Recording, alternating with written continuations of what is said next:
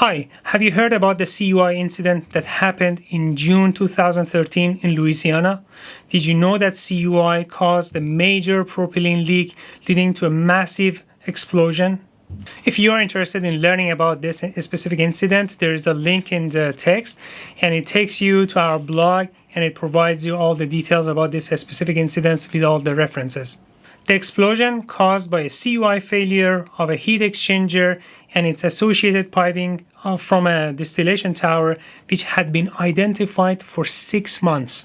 Unfortunately, there was one fatality and 73 injuries from that incident to people like me and you, and those people couldn't go home safe and sound to their families that day. Now the question is, have we learned our lessons from this incident? Have you considered taking right actions like repair, replacement, and maintenance activities after you find a reportable item in your CUI inspection report, and only reducing the risk if all the right actions have been taken in time? We are RBI CUI and we produce unique courses related to RBI and different corrosion mechanisms, courses that you can't find anywhere else.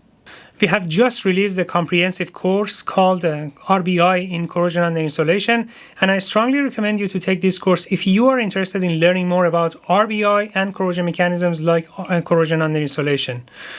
There's a link in the text for this post, and you can click on it and it will take you to the page that provides you more information about that course. See you in the course.